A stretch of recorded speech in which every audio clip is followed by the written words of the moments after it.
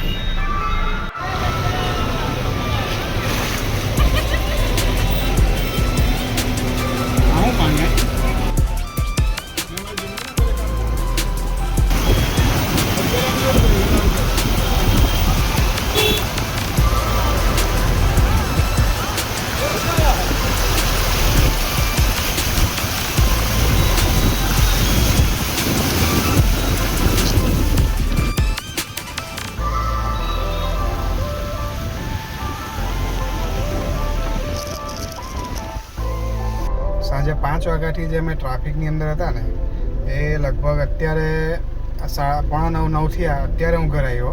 ખાલી 32 કિલોમીટરનું અંતર છે, એ કાપવામાં મને 3 કલાક લાગ્યા, કારણ કે એટલું બધું ટ્રાફિક હતું, ફૂલ વરસાદ હતો. અને પાણીની વાત કરીએ ને, પાણી તો ઘૂંટણ સુધીને ભરાઈ ગયેલા હતા, અને અડધા ટ્રક ને બસ ને બધું ડૂબી ગયેલું ને, એટલા બધા પાણી ભરાઈ ગયેલા. એટલે એટલું બધું ટ્રાફિક હતું ને કે ગાડી કાઢવાની મુશ્કેલી થઈ ગઈ હતી. આ તો સારું છે કે આપણી ગાડી મોટી છે, એ હિસાબે અત્યારે નીકળી ગઈ છે. બાકી જે લોકોની નાની ગાડી હોય, લાઇટ વ્હીકલ હોય, રિક્ષા, ટુ વ્હીલર, એ લોકો બિચારા એટલા બધા ફસી ગયેલા હતા અંદર. કોઈકની ગાડી બંધ થઈ ગયેલી હતી, કોઈકની રિક્ષા બગડી ગઈ હતી, કોઈકના ટેમ્પા અને આ તે એ બગડી ગયું હતું. એટલે પાણી એ ટાઈપનું ભરાઈ ગયેલું હતું ને કે કોઈ ચાન્સ જ નહીં હતા ગાડી નીકળવાના. એટલા માટે હું કે પાછો એક ટ્રેક આખો એ લોકોએ બંધ કરેલો હતો. એટલે એક જ ટ્રેક પરથી રોંગ સાઈડ લોકો આવીને બંને જે લાઈન ચાલુ હતી ને એક જ ટ્રેક પર ચાલુ હતી, એટલે એમાં ટ્રાફિક વધી ગયેલો હતો. અને સામેની ટ્રેક પર પાછી જે આપણે સુરતથી પલસાણા તરફ આવીએ એ ટ્રેક પર તો પાણી લગભગ કમર સુધીના ભરાઈ ગયેલા હતા. એટલે એ બાજુ તો આખી લાઈન જ ટોટલી બંધ હતી. એટલે ગમે તેમ કરીને અત્યારે ત્યાંથી તો નીકળ્યા, ઘરે પહોંચવાની તૈયારી, સુરત એરપોર્ટ આવી ગયા. ને સુરત એરપોર્ટ પાસે પાછા પાણી ભરાઈ ગયા.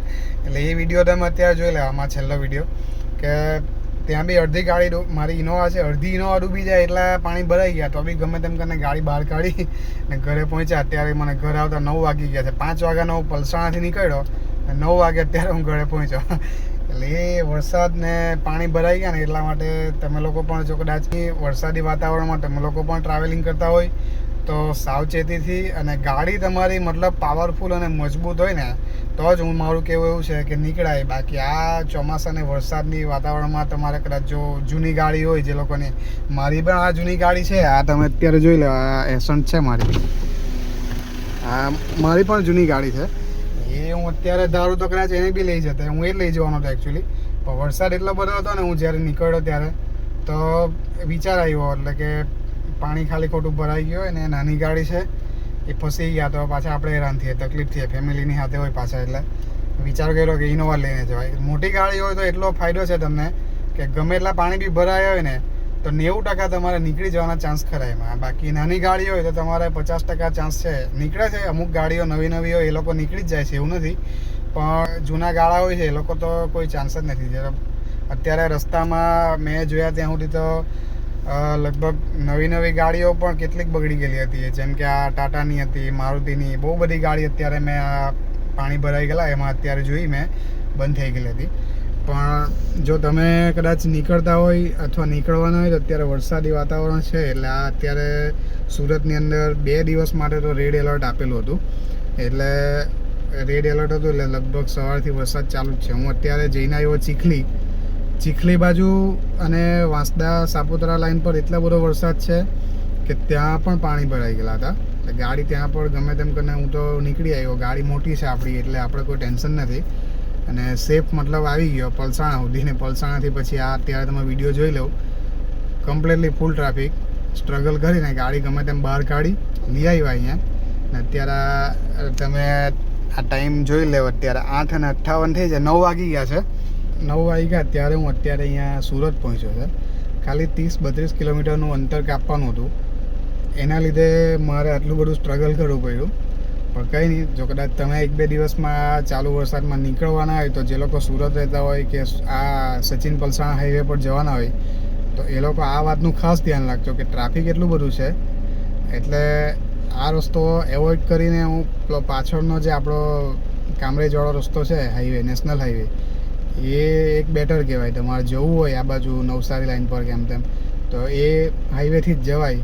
અથવા તો પછી આ સચિન અંદરથી જે મરોલી થઈને આપણે જઈએ છીએ ને એ રસ્તો એક બેટર છે.